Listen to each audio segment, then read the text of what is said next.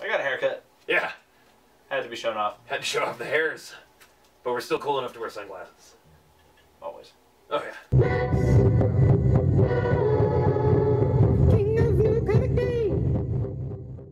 The Max's Super Awesome Comic Review Show. I am the Max, and dun dun dun dun, Foxy. First off, huge things from Marvel this week. Spider-Gwen issue #1. It's happening, people. Oh, It's happening. you demanded it. You got it. Last week was crazy. All about silk. Man, the news was crazy. The silk prices jumping up. I don't know. Spider-Gwen. It was cool. I liked it. Like visually, it was exactly. Yeah, I'm glad they brought back the same team. No imitations. Yeah. Honestly, I preferred Silk #1 from a storytelling perspective, but they didn't have to set up a whole world. So I'm not, not bagging on Spider-Gwen at all. They have a lot more work to do. Yeah, I think long term I'm gonna really enjoy Spider-Gwen. Absolutely. Other news: Amazing Spider-Man issue #15 is the. It's called the epilogue, but really it was the final part of the story. Everything that was missing from the character moments and the previous issue. Yeah. They wrap everything up. Because the last issue I was like, what? Really? That's the end? They're just kind of like action, action, action, the end. But no, this is where all of those conversations that I was missing happens. Yeah, which was cool to finally get those. A little better that it was a week later, but whatever. On to the top 5. Bring it. Coming in at #5, it is Mark Waid's Daredevil, issue #13, closing in on the home stretch. And you know what? Why is it #5, you asked? Why do we keep talking about Daredevil? I'm just going to show you the first page right now. This is why. There you go. All right. Beautiful comics. Gonna be sad to see that one go. Well, I'm excited to see what he does after that. Yeah, I'm sure Mark Waid and Chris Samnee will work together again. Yeah. And maybe they'll get somebody really creative to take over Daredevil, taking a cool new direction. All right. Coming in at #4, speaking of awesome, cool new things, it is Dave from IDW. That Dave was cool. Dave was cool. He's a robot who took over the world. Well, he didn't do it by himself. All robots. They took that kind of like Animatrix, robots take over the world, the singularity thing, and they twisted it. Yeah, they were like, okay, so 2,000 years later, you're bored getting yelled at and replicating the human society that you just, toppled. Yeah, which was great. But it made me laugh a lot. The art's really cool. Interested to see where it's going. Got that cover by Fiona Staples. Yeah, Fiona Staples cover never hurts. Coming in at #3, They're Not Like Us. #3? In my face. #3. Dun, dun, dun. Man, I love this book. It's not like a barn burner, Something big isn't happening in every issue. They're really taking their time with it. Every step of the process is just beautiful, though, and hard-hitting. I don't know. It's edgy. I love it because everything is pulled in so tight on this world, like compared to like even Spider-Gwen and some of these other books that we got this week, where they're really doing these like either large storytelling or large world building. Like this whole issue takes place in 3 locations.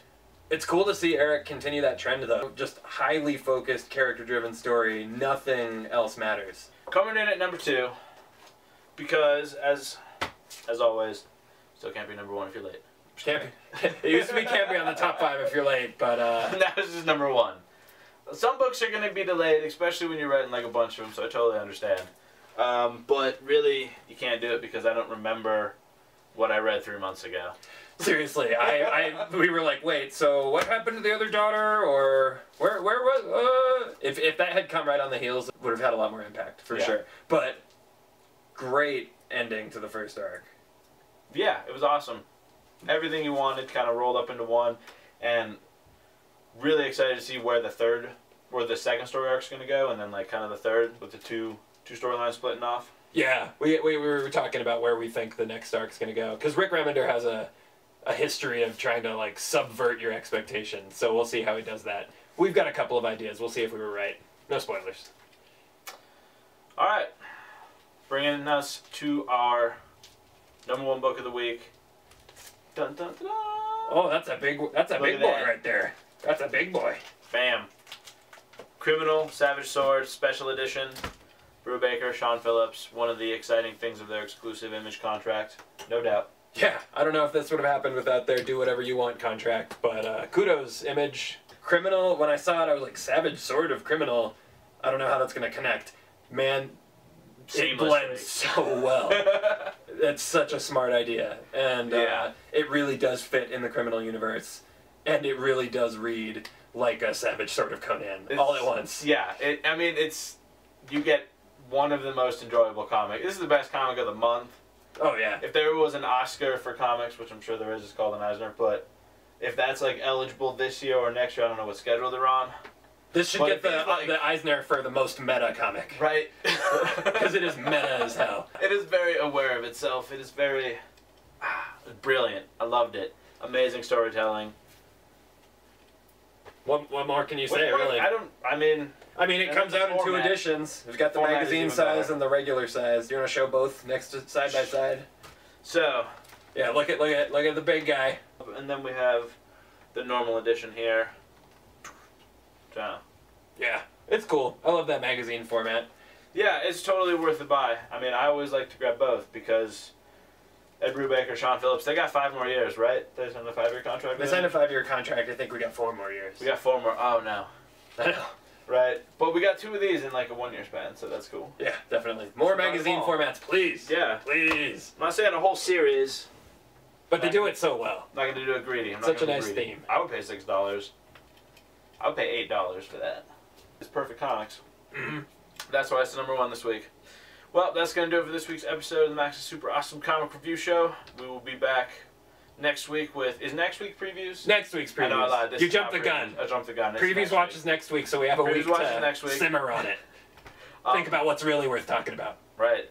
I don't even know. Also read the books this week and not worry about previews. Anyway, until next time, read Ninja Turtles. And stay frosty.